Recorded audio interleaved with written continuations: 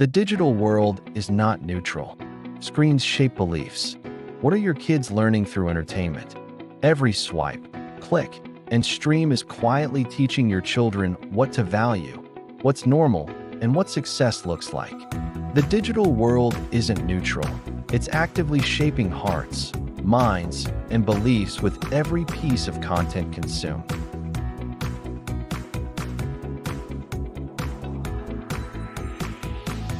When your teenager binge watches a series where casual relationships are normalized, where success is measured only by wealth and popularity, where authority figures are consistently portrayed as outdated or oppressive, they're absorbing a particular view of reality.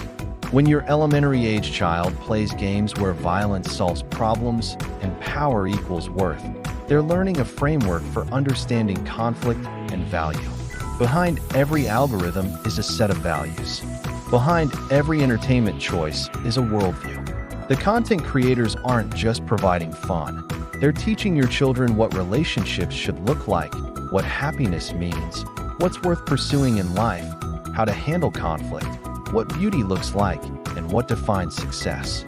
These messages come packaged in humor, music, and compelling stories, making them incredibly powerful and often invisible to young minds.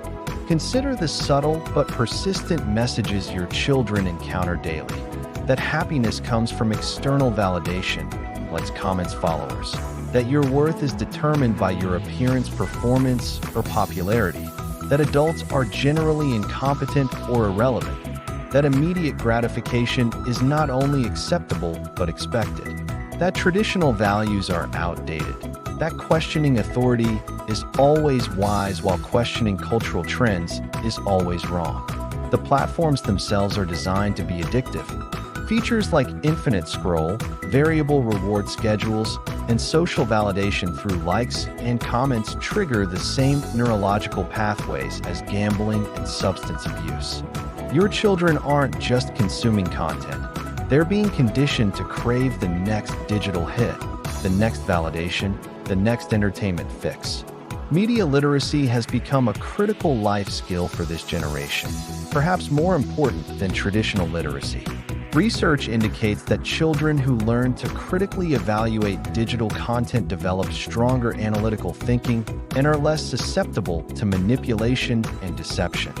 But media literacy goes beyond identifying fake news. It involves understanding the deeper messages, motivations, and worldview assumptions embedded in all digital content. Teaching your kids to ask probing questions transforms them from passive consumers into discerning thinkers. Who made this and why?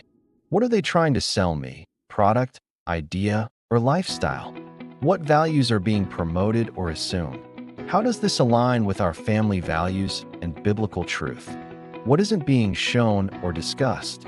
Who benefits if I believe or by what's being presented? These aren't just intellectual exercises. They're spiritual disciplines that help our children develop the wisdom to navigate an increasingly complex digital landscape. When your child can identify the worldview behind a movie, the agenda behind a social media trend, or the values embedded in a video game, they become active participants in their own spiritual and intellectual development rather than passive recipients of cultural programming. The Bible warns us that Satan himself masquerades as an angel of light, 2 Corinthians 11 verse 14. Not everything that looks good, entertaining, or harmless actually is. Our enemy is subtle, sophisticated, and strategic, packaging lies in beautiful presentations and destructive ideas in appealing entertainment. He doesn't announce his presence with obvious evil. Instead, he slowly shifts perspectives, gradually normalizes what was once unthinkable, and subtly undermines truth through seemingly innocent content. This is why discernment matters more than restriction. While appropriate boundaries are essential, our children will eventually encounter content we haven't pre-screened. They need internal filters, not just external ones.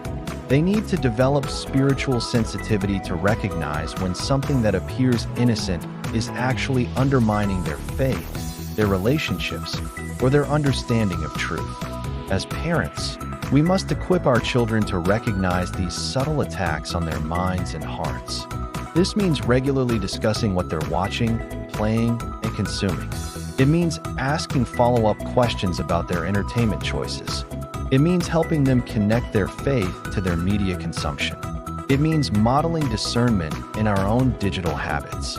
The goal isn't to create children who are afraid of culture or disconnected from their peers. The goal is to raise children who can engage culture wisely, who can enjoy appropriate entertainment without being shaped by inappropriate messages, and who can be in the world without being of the world. Remember, your children will encounter the digital world whether you guide them or not. The question isn't whether they'll be influenced by screens. It's whether they'll be equipped to influence their digital environment rather than simply being shaped by it.